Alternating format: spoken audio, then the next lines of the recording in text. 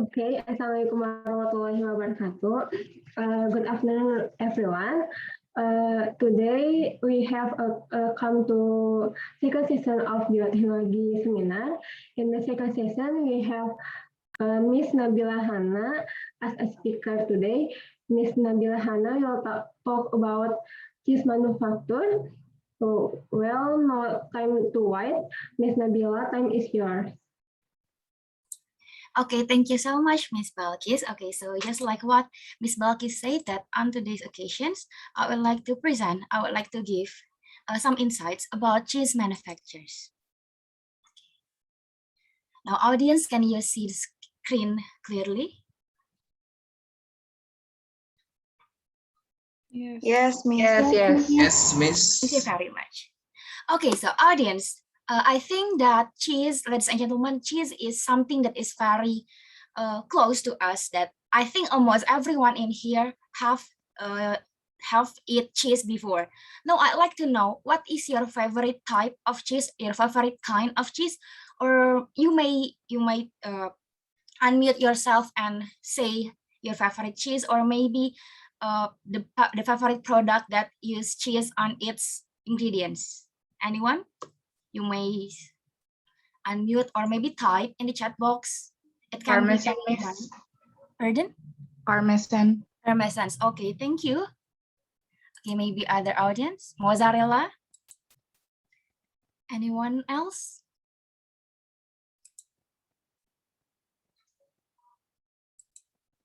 Okay, for me personally, I like cream cheese and also everything that is made from cheese. Oh, Tasha like gorgonzola. Okay, now since I think almost each of us have eat cheese, we will try to find out. We will know more about the cheese manufacturers. So, what is cheese actually? Cheese is a dairy product. Of course, it is a dairy product that is made from the milk and is formed by coagulating the milk protein or casein. As you can see in this diagram, that cheese is made from milk. So it means that the most important components of cheese is milk. Then how does cheese made?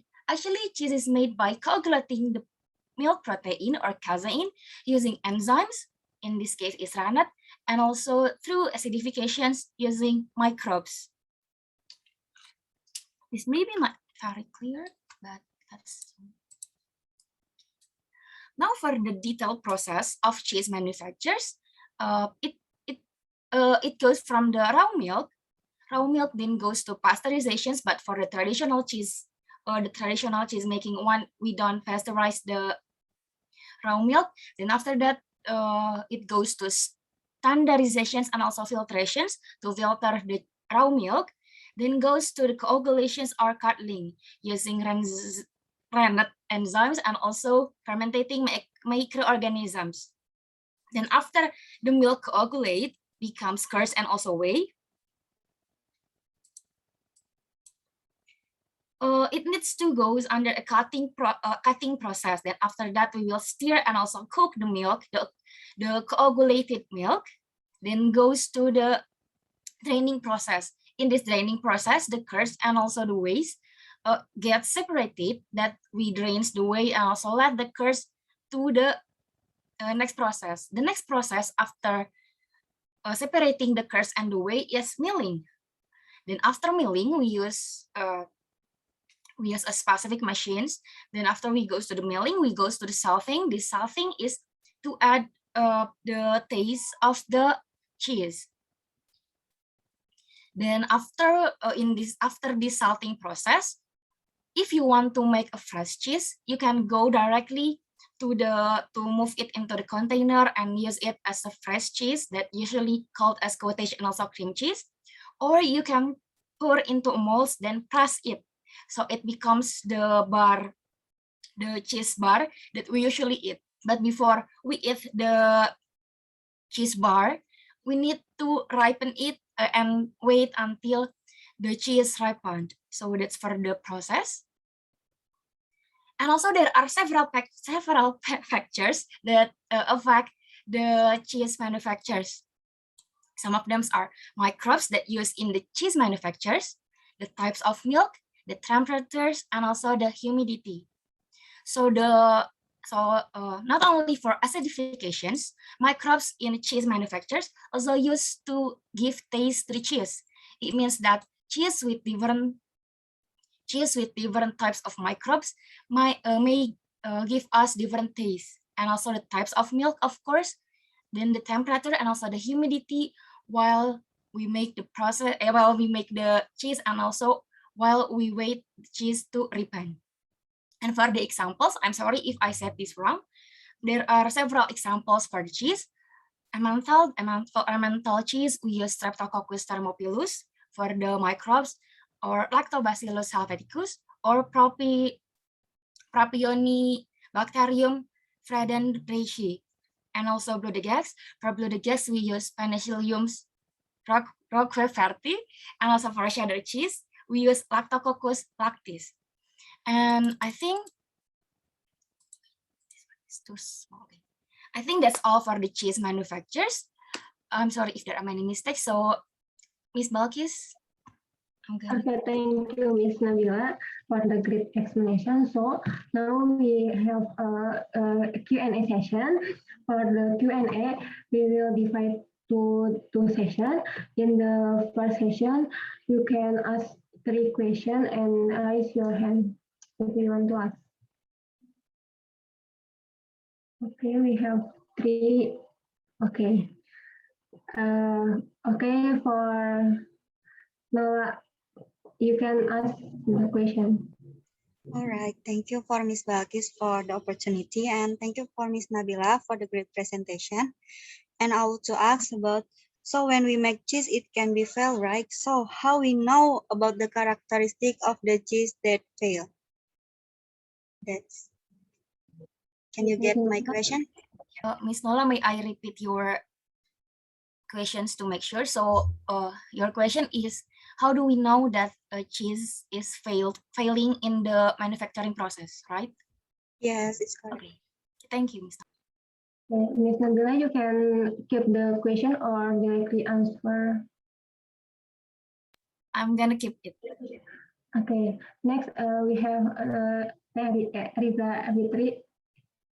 Go ahead for asking the question. Okay, thank you, Ms. Bakis, for the opportunity, and also thank you so much for Ms. Nabila for presenting a very great materials. So, however, I still wonder about as long as I know, there are 2 kinds of cheese, which is the vegan cheese and also the dairy cheese. And I wonder that, is there any nutritional value difference between those 2 kinds of cheese? And if yes, I would like to know the reason. Thank you so much. Okay, thank you, Ms. Riza. Next, Kang Nampal. Okay, next, Ms. Arila Faza. Okay, thank you so much, Ms. Balkis, for the opportunity. And Ms. Nadula, it was such a great presentation. I am curious actually in the process of making cheese. So if we want to produce cheese traditionally, can we directly use the raw milk from the farm? Can you get my question, Ms. Nadula? Yes, Ms. Fazla, that's very clear. Okay, thank you so much. Okay, we have 3 questions. Ms. Nabila, now I will give you time to compose the answer.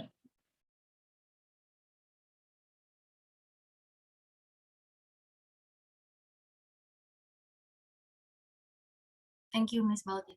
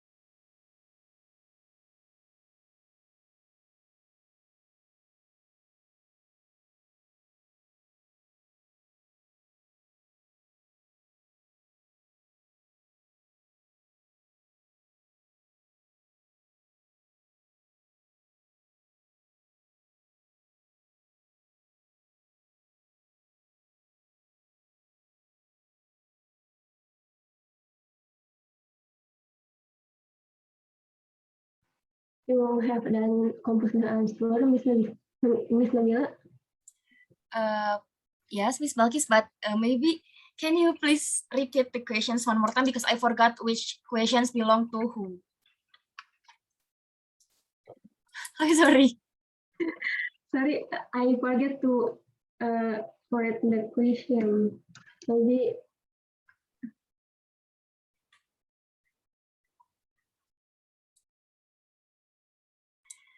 Okay, maybe for the persons who asked previously, you may please state the main idea of your question.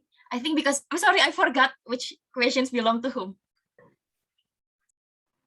maybe question number. Right. My question is, what is characteristic of the cheese that fail? Okay, Miss Rina, can you repeat the question? Oh, all right. I will repeat my question. My question is about the nutritional difference between the vegan and the dairy cheese. Okay, Miss Arirena, can you repeat again? Okay, so my question is, if we want to make the cheese traditionally, can we directly use the milk from the farm? Yeah, that's my question. Okay, Miss Balkis, may I answer the questions now?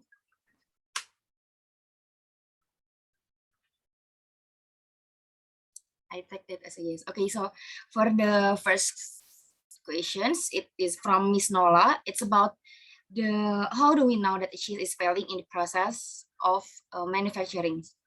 So actually, to know whether a cheese is edible or not, we can see it from three aspects. The first one is from the smell.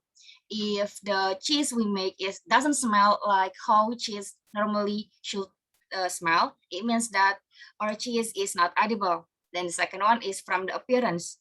If our cheese is slimy and also has some bloating and also has some molds, it means that it might be our cheese might be not edible. However, for the molds one, since some cheese naturally produced, like the appearance will have molds, then we just have to cut it and do not eat the molds, but we can eat for the rest. And for the last one, if we're not sure the smell and also the appearance, we can taste it directly and see just a small amount. If by eating the cheese give some digestive issues to us, it means that our cheese is not edible and it's failing. So, Miss Nola, is that answer your question? Yes, it's enough. Thank you, Miss Nabila. Okay, thank you, Miss Nola. Now, for the second questions, it will be from Miss Fazla. Miss Fazla asking about, can we directly use the raw milk from the farm if we want to make it traditionally? So, actually, we cannot use the raw milk, the fresh raw milk from the farm to become cheese. Why?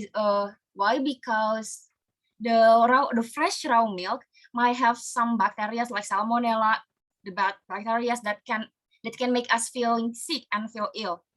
So we need to wait at least 60 days before we make a cheese from the raw milk. So, Ms. Fazla, do I answer your question? Yes, Miss Nabila, it's very clear. Thank you so much. Okay, thank you, Ms. Fazla. Now for the last question, it is from Ms. Riza. Ms. Riza asking about the nutrition between vegan cheese and also dairy cheese. So as you can predict that vegan cheese, of course, is lacking of calcium, unlike the dairy cheese. And however, the vegan cheese is rich of vitamin B12, but lacking of vitamin A and also vitamin B. So if you want to eat vegan cheese, it will have less cholesterol, low calcium, low vitamin A and vitamin D, but rich vitamin B. So I hope that answers your question, Ms. Riza. Yes, it is very clear. Thank you. Thank you. Okay, thank you, Ms. Nabila, for the answer. Now we will to second session Q&A. Everyone want to ask? Okay. Miss Nisha, can you ask the question? Yes, thank you, Balkis. First, I want to appreciate to Nabila that she delivered a good presentation. But I just curious about you say that enzyme RNAT it is play important in cheese manufacture, right? In coagulate process, and I just curious, can we replace the RNAT enzyme with another enzyme? Thank you. Okay, thank you, Miss Nisha. Miss Salma, you can ask the questions. Okay, thank you, Ms. Balkis, and also thank you for Ms. Nabila. So I want to ask, I'm just curious, can we make cheese from vegan milk? If yes, what is the difference between vegan cheese manufacturer and the common one? Is my question clear? Okay, thank you, Teh Salma. Miss Nabila, you want to repeat the question again or not?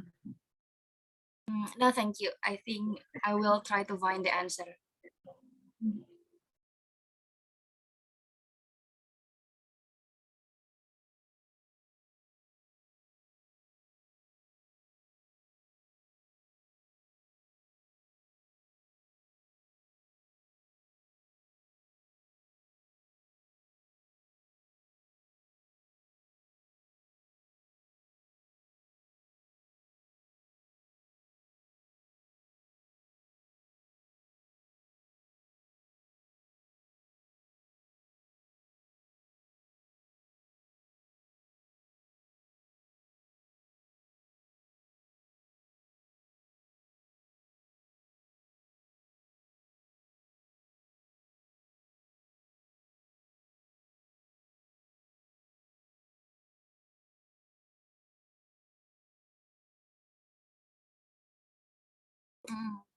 Miss Balkis, may I answer the question?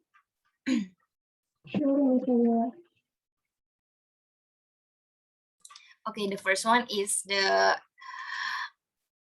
question from Miss Salma that is asking about the cheese manufacturers between vegan and also dairy. Is it right? Yes. Okay. Okay, so Miss Salma, yes, we can make cheese from non-dairy milk, or in this case is vegan. Usually the milk that is used for vegan milk, for vegan cheese is coconut milk or almond milk, any kind of vegan milk. And however, for the cheese manufacturers for vegan milk, vegan cheese, I'm sorry, for vegan cheese and also for the dairy cheese is, I can say, very different, because the vegan milk cannot coagulate it like dairy milk, so we don't use renat in this manufacturing process. Instead, we use agar-agar to make it looks like it is coagulated. And for the taste, we use vinegar or any kind of acid like lemon juice, and we add some yeast to the cheese. So if dairy cheese use renat, for the vegan cheese usually we use agar-agar. So is that clear, Miss Alma? Yes, Ms. Nabila, thank you. Okay, thank you. Uh,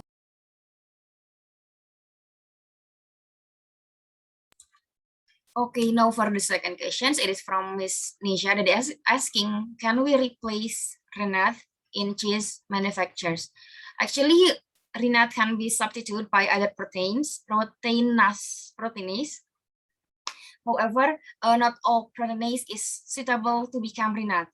But Mark Sweeney in 2007 states that renuts can be substituted as long as the substitutes have these following characteristics. The first one is high clotting to general proteolysis ratio and proper specific on K-casein, good activity in milk, and also easily denaturate during whey processing. And the most commonly used